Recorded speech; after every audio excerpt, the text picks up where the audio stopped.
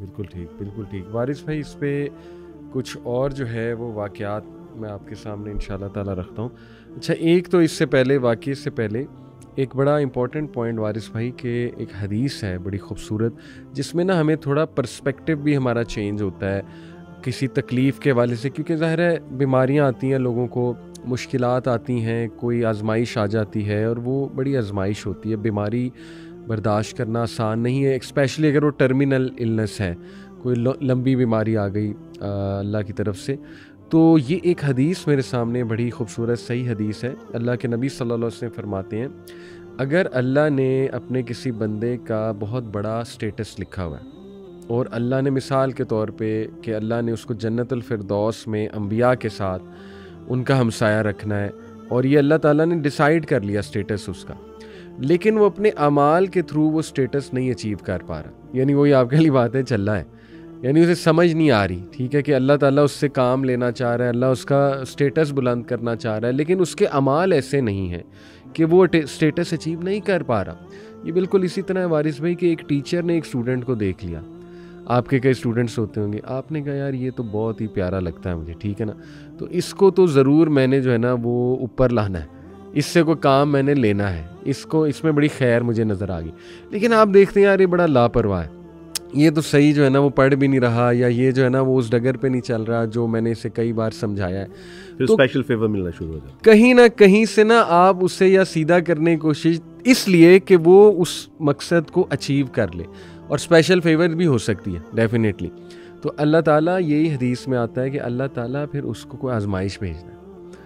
कोई तकलीफ़ आ जाती है अल्लाह की तरफ से, कोई बीमारी आ सकती है या कोई और चीज़ हो सकती है जो, लेकिन वो आजमाइश रेस्ट अश्योर्ड उसकी इस्तात के मुताबिक होगी, बिकॉज ला युकल्लिफुल्लाहु नफ्सन इल्ला वुसअहा, ऐसे ही नहीं भेज देगा अल्लाह कि वो उसकी इस्तात से ही बाहर है, कोई आ जाएगी। उस आजमाइश को वो बर्दाश्त जब करेगा बंदा, उसका स्टेटस बढ़ता जाएगा, स्टेटस बढ़ता जाएगा, यहाँ तक कि वो स्टेटस को अचीव कर लेगा जो टीचर चाह रहा था। जैसे टीचर कहता है ना कि चलो अब ठीक है,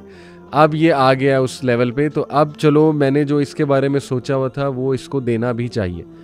तो ये दुनिया में भी ऐसे होता है वारिस भाई, माँ बाप अक्सर अपने बच्चों के बारे में कुछ सोचते हैं और बड़े प्यारे लगते हैं उन्हें कुछ बच्चे, लेकिन वो देखते हैं लापरवाह है, वो देखते हैं कि ये स्पेशल फेवर भी मिलना शुरू हो जाती है, और फिर उनको कोई ना कोई ऐसी चीज़ से भी वो गुजारते हैं कि ज़रा ये लर्न भी कर लें। माँ बाप को पेन तो बड़ी होती है, लेकिन कभी कभी माँ बाप कहते हैं ना लेट देम लर्न, कोई बात नहीं, सीख जाएगा इंशाल्लाह, ठीक है। तो अल्लाह सुब्हानहू व तआला भी देखें इंसान को इसी तरह सिखाता है और वो स्टेटस अचीव कराता है। एक इसराइली रवायात में आता है कि मूसा अलैहिस्सलाम के दौर में मियाँ बीवी थे, पहले उनकी औलाद अल्लाह ने ले ली, फिर उनके मालो असबाब भी ले लिए, यहाँ तक कि घर बार भी चला गया। इस कदर मुश्किलात में वो मुब्तला कर दिए गए कि लोगों ने भी उनसे जो है वो सरफ़ नज़र करना शुरू कर दिया। जंगल में चले गए और वहीं भूख प्यास की ताब ना लाते हुए अल्लाह सुब्हानहू व तआला ने उनकी अरवाह को कब्ज़ कर लिया। मूसा अलैहिस्सलाम ने पूछा कि अल्लाह सुब्हानहू व तआला जी, वो जिनके आपने बीवी बच्चे ले लिए, माल असबाब ले लिया, वो जिनको मुआशरे में भी कोई इज़्ज़त आबरू ना रही, यहाँ तक कि वो बीमारियों में मुब्तला होकर जंगलात में चले गए और वहाँ पड़े पड़े भूख प्यास की ताब ना लाते हुए आपने उनकी रूह कब्ज़ कर ली, अल्लाह क्या हूँ, अब उनका अंजाम क्या है? तो अल्लाह सुब्हानहू व तआला ने फरमाया कि मूसा आप मिलना चाहेंगे? जब मिले तो उनसे पूछा कि अब तुम किस हालात में हो? तो कहा कि मूसा, अल्लाह सुब्हानहू व तआला ने इतनी जो है वो नेमतों से सरफराज फरमा के रखा हुआ है कि हम सोचते हैं कि दुनिया में थोड़ी सी तकालीफ और बर्दाश्त कर लेते। तो ये हमें यही नहीं समझना चाहिए कि जब कोई आजमाइश आती है तो वो उमर फारूक रज़ियल्लाहु ताला अन्हु फरमाते हैं कि जो आजमाइश आती है वो दो वजह से आती है। एक तो कफ़ारा सय्यात होती है, या तो वो गुनाहों का कफ़ारा होता है, या रफ़ा दरजात होती है, या वो दरजात की बुलंदी के लिए होती है। जिस तरह वो आपने फरमाया ना कि अल्लाह सुब्हानहू व तआला उससे इतनी मोहब्बत करते हैं, तो आजमाइशें आती हैं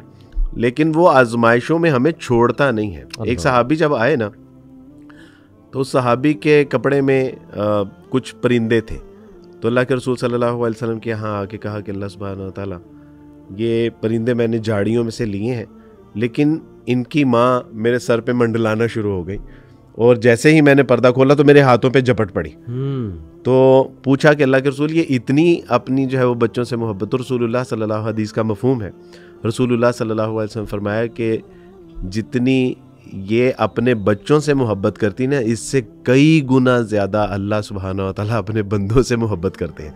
तो जब वो किसी आजमाइश में डालता है तो नीयत यानी उसके पीछे मकसद यही होता है कि इसके दर्जात बुलंद करने हैं